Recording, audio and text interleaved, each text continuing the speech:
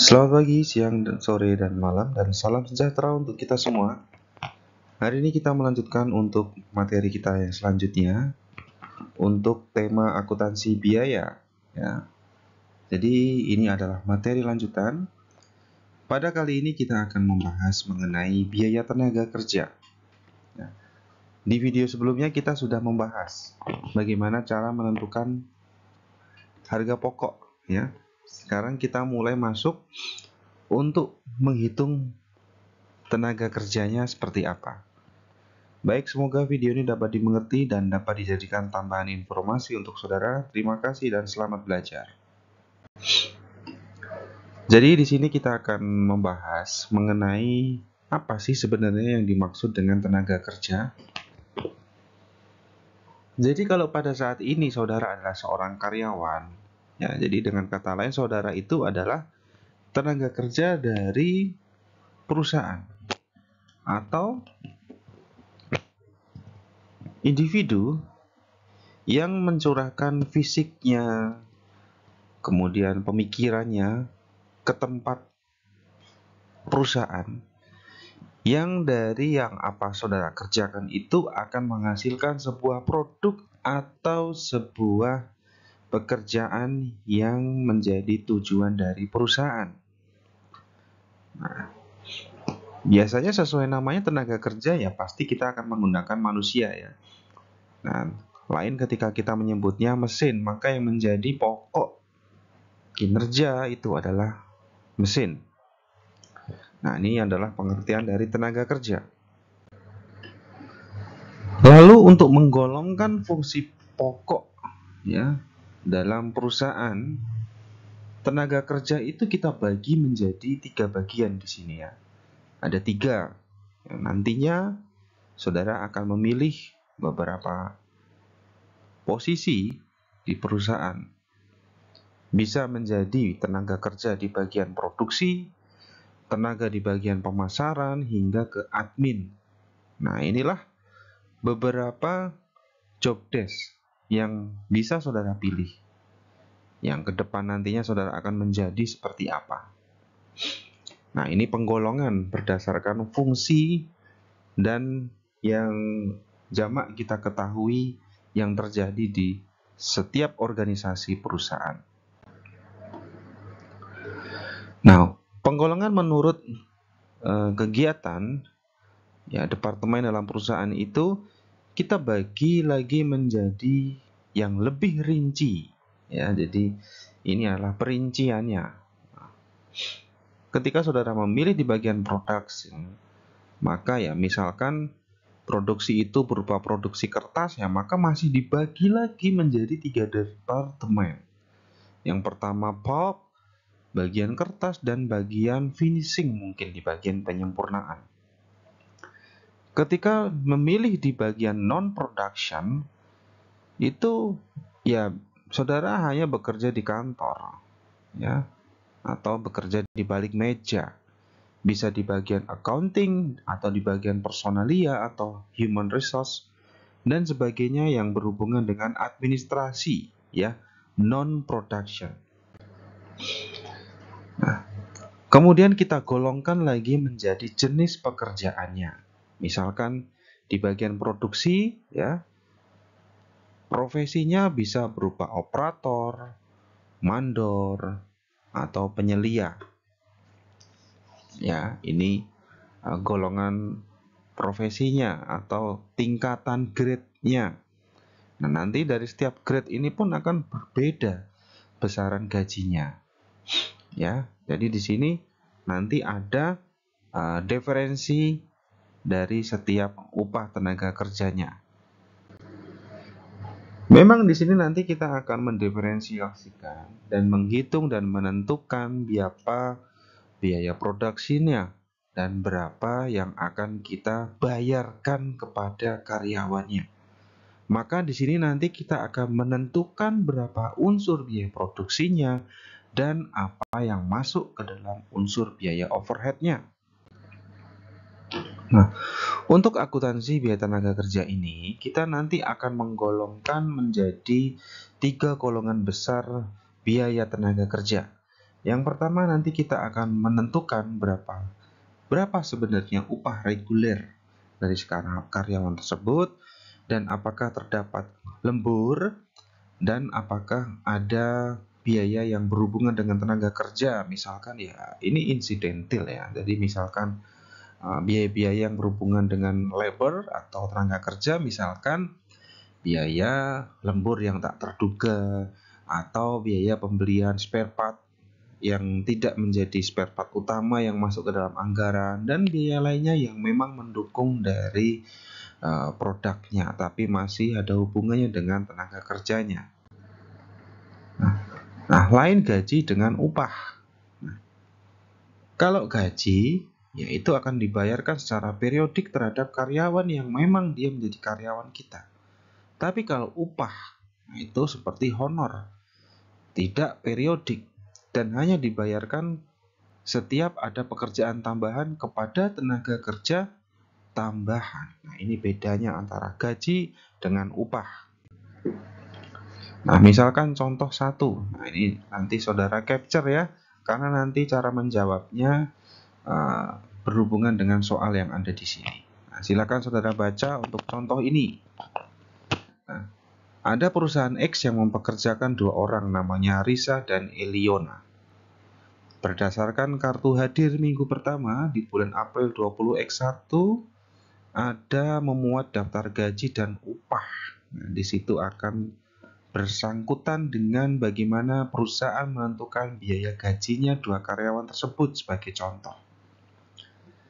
Nah, menurut kartu hadir, Risa bekerja selama seminggu sebanyak 40 jam. Nah, ini rinciannya ada di tabel bawah.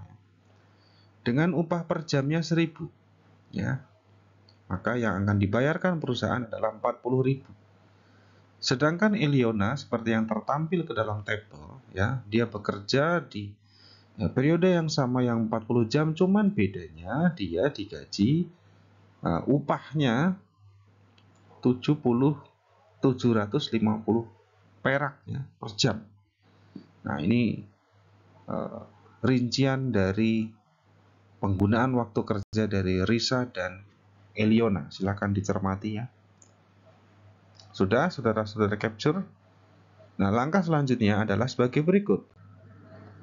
Kita akan melakukan distribusi biaya tenaga kerja langsung ya. Kita buat seperti perincian ya. Untuk pembebanan biaya tenaga kerja berdasarkan pesanan dan BOP yang akan dibebankan terhadap pesanan tersebut ya. Untuk pesanan 103 dan 188, nah, biaya yang dibebankan kepada atau Risa yang akan menjadi biaya melekat seperti tertampil. Nah, kemudian jumlah upah yang akan dibayarkan di bulan April 19X1, seharusnya 20X1 ya, salah ketik aja. Seperti berikut, dan PPh yang dipotong oleh perusahaan 15% dari upah mingguan ya. Tinggal dikali ya, 15% kali upah mingguannya. Dan berikut adalah upah bersih yang diterima karyawan setelah dipotong pajak. Nah, baik. Setelah ini kita akan menentukan penjurnalannya.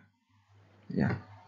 Untuk tahap 1, ya, berdasarkan rekapitulasi gaji dan upah. Nah, kita akan menghitung besaran dan menjurnal gajinya. Nah, BDP tenaga kerja bisa saudara lihat di sebelumnya ya, nanti tinggal dijumlahkan ya, yang menentukan berapa tenaga kerjanya ya. Kemudian BOP ada di petunjuk sebelumnya, dan gaji upah maka ketemu 70.000 adalah total gaji yang dibayarkan oleh perusahaan. Nah, jadi totalnya 70.000 ya. Tadi Risa dan siapa tadi satunya? Sari tadi ya. Kemudian atas bukti kas keluar ya, total gaji ya, maka ditaruh di debit ya, karena ini bukti kas keluar ya. Kalau tadi untuk mencatat pembayaran gaji. Nah, ada utang PPh dan utang gaji, tadi bisa dilihat di slide sebelumnya. Kemudian di tahap 3 kita akan menentukan ya gaji dan upah yang ditandatangani karyawan, artinya sudah diterima oleh karyawan ya. Berarti perusahaan sudah melakukan pembayaran berupa utang gaji dan upah dan kas. Nah, kenapa utang gaji dan upah? Ya karena ini sistemnya sebelumnya kan mereka melakukan pekerjaan terlebih dahulu. Jadi kita anggap sebagai kita menerima imbal balik berupa pekerjaan mereka dulu. Nah, gajinya belakangan. Maka ini kita kategorikan sebagai kita punya utang gaji ke mereka. Artinya kita punya utang budi. Nah, ini kita bayarkan. Maka kas jumlah sekian ya. Bisa dilihat angkanya dari mana. Nanti kalau bingung silahkan tanya saja. Kemudian untuk menyetorkan PPh ke kas negara. Jadi ini perusahaan membayarkan pajak ya, sebesar utang PPh karyawan ya, pada kas senilai 10.500. Nah, sekali lagi bisa dilihat di slide sebelumnya. Baik, kita lanjutkan untuk akuntansi biaya dan upah. Nah, ada tadi kita sudah mengenal gaji dan upah. Nah, ini kita akan melanjut ke insentif. Nah, insentif itu merupakan reward yang diberikan kepada karyawan karena ya sebagai pancingan biar karyawan itu melakukan pekerjaannya lebih baik. Nah, ada yang namanya insentif satuan dengan jam minimum. Ya. Jadi ini adalah pengertian karyawan dibayar berdasarkan tarif per jam. Ya, jadi dengan adanya penentuan dasar perhitungan menggunakan tarif per jam dengan harapan apa? Karyawan itu bisa produktif dari jam ke jamnya. Jadi kalau karyawan itu banyak santainya, ya dia nggak akan dibayar lebih karena apa? Hitungannya adalah jam. Ya berbeda dengan yang dibayarkan borongan ya. Nah maka menjadi kurang produktif karena banyak atau sedikit yang dikerjakan dalam setiap jamnya, maka jumlahnya sama itu kalau kerja borongan. Kita lanjutkan untuk menentukan insentif. Contoh ya. Jika menurut time study, maka dibutuhkan 5 menit untuk menghasilkan satuan produk. Ya. Untuk menghasilkan satu produk, maka membutuhkan 5 menit. Maka jumlah keluaran standar per jam adalah 12 satuan. Jika upah pokok adalah 600 per jam, maka tarif upah persatuan adalah 50 per satuan produk, yaitu 600 dibagi 12. 12 dari mana? Ya ini ukuran keluaran per jamnya. Karyawan tidak dapat menghasilkan jumlah standar per jam, tetap dijamin mendapatkan 600. Jadi kalau tidak dapat menghasilkan jumlah standar per jam ya tetap dibayar 600 per jam. Tapi bila ia dapat menghasilkan lebih 14 satuan per jam, jadi ada lebih 2 ya, maka ngitungnya sebagai berikut. Nah, upah dasarnya berapa? 600 ya. 2 dikali 50 dari mana? Itu kita di atas sudah tahu tarif upah persatuan ya. Ketemu 100. Maka upah yang diterima pekerja tersebut yang melakukan extra time atau extra work adalah 700. Ya, dimengerti ya? Kemudian ada differential piece rate plan. Jadi kita menghitung tarif tiap potong untuk jumlah keluaran rendah per jam dan tarif tiap potong lain yang keluaran tinggi per jam. Contohnya ya, untuk keluaran rendah dan tinggi, contoh-contoh nih. Karyawan dapat menerima upah 4.200 per hari ya untuk 7 jam kerja. Misal rata-rata karyawan dapat menghasilkan 12 satuan per jam. Ya, 12 satuan per jam. Sehingga upahnya adalah Rp50. Upah per hari dibagi dengan jumlah yang dihasilkan per hari. 4.200 dari mana? Ya, itu di atas.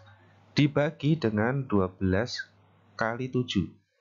Nah, jadi ini ngitungnya seperti itu ya. Dalam Taylor Plan ini, misalkan ditetapkan tarif upahnya adalah 45 per satuan kinerja untuk yang menghasilkan 14 satuan atau kurang per jam ya. Jadi tarifnya 45 untuk menghasilkan 14 satuan, maka tarif upahnya ditentukan 45 ya. Dan Rp65 per satuan untuk karyawan yang menghasilkan lebih banyak 16 satuan per jam. Maka upah per karyawan dihitung sebagai berikut. Ya. 65 dikali 16 sama dengan 1040 per jam. Sedangkan bila dia standar ya menghasilkan 12 satuan per jam saja, maka hitungannya ya 45 tadi kan yang kurang dari 14 ya. Kali 12 maka ketemunya ya 540. Nah, ini contoh untuk menentukan pembayaran berdasarkan satuan yang dia kerjakan dalam setiap periode kerjanya. Nah, ini menghitung bonus ya, ini rumusnya. Ya, ini caranya silakan dicermati ya. Ini berdasarkan satuan hasil, silakan rumusnya di capture, nanti akan di matchkan ke dalam sebuah soal. Nah, ini untuk menghitung lembur yang dilakukan karyawan. Contoh ya, dalam perusahaan, jika karyawan bekerja lebih dari 40 jam dalam satu minggu, ya, lebih dari 40 jam, maka mereka berhak menerima uang lembur dari premi lembur. Misalkan selama satu minggu karyawan bisa bekerja 44 per jam dengan tarif upah ya 600 per jam, premi lembur dihitung 50% dari tarif upahnya ya. Jadi upah karyawan tersebut adalah sebagai berikut. Nah, dia kelebihan 4 jam ya. Berarti 4 kali 600, kelebihannya adalah 2400. Kalau per jam biasa, maka 40 kali 600 adalah 24.000 ya. Kemudian premi lembur dihitung 50% dari tarifnya dia berapa? 600 ya. Maka dia lembur 4 kali ya, 4 jam dikalikan dengan tarif premi lemburnya 300, maka ketemu 1200. Dan upah yang diterima oleh karyawan tersebut adalah 27.600. Nah, ini biaya yang biasanya berhubungan dengan tenaga kerja. Ya, ini setup time. Nah, jadi kita akan menentukan besaran biaya produksi itu dari kapan si tenaga kerja tersebut memulai. Nah, ini biasanya untuk menghitung di perusahaan yang melakukan perakitan. Ya. Kemudian ada 3 perlakuan ya tetap ya. Di situ kita akan memasukkan kelompok biaya tenaga kerja langsung ya yang berhubungan dengan setup pekerjaan tersebut. Apakah ada BOP di situ dan ada biaya pemesanan yang dibebankan terhadap setup tadi. Ini contoh untuk menghitung waktu nganggur atau idle time. Nah, contoh-contoh. Dalam mengolah produk sering terjadi hambatan, kerusakan mesin, kekurangan bahan ya, sehingga menimbulkan waktu yang nganggur. Jadi ya karena kendala teknis ya sehingga nganggur ya. Sehingga akan ada biaya nganggur di sini ya. Karena nganggur ini kita masukkan ke dalam unsur biaya overhead pabrik. Nah, contoh, misal seorang karyawan harus bekerja selama 40 jam per minggu, upahnya 600, dari 40 jam kerja tersebut ada 10 jam nganggur. Nah, dan sisanya untuk mengerjakan pesanan. Jadi kita ngambil contoh dari yang sebelumnya tadi. Maka untuk mencatat ya pesanan dan menjurnal biaya tenaga kerjanya seperti berikut. Nah, barang dalam proses ya adalah 18.000 dan BOP sesungguhnya 6.000 dan gaji dan upahnya 24.000. Dari mana? Ya. Saudara bisa menghitung untuk menentukan gaji dan upahnya dulu ya. Gaji dan upahnya adalah 600 jam dikalikan dengan total jam 40 jam, maka seharusnya yang diterima adalah 24.000. Tapi actually dia hanya mengerjakan 30 jam ya, 30 jam saja. 30 jam saja dikalikan 600 maka ketemunya 18.000. 6.000-nya dari mana? Ya. Tadi nganggur 10 jam ya, dikalikan dengan per jamnya, maka biaya nganggurnya di sini adalah kita hitung adalah 6.000. Ya. Sampai sini semoga dapat dimengerti ya. Baik saudara, terima kasih atas atensi yang sudah diberikan. Untuk latihan soalnya nanti bisa saudara simak di Google Drive dan semoga dapat dimengerti dan bisa menjadi bahan pelajaran untuk kita semua. Terima kasih, saya ucapkan salam sejahtera dan sampai bertemu di video kita yang lain.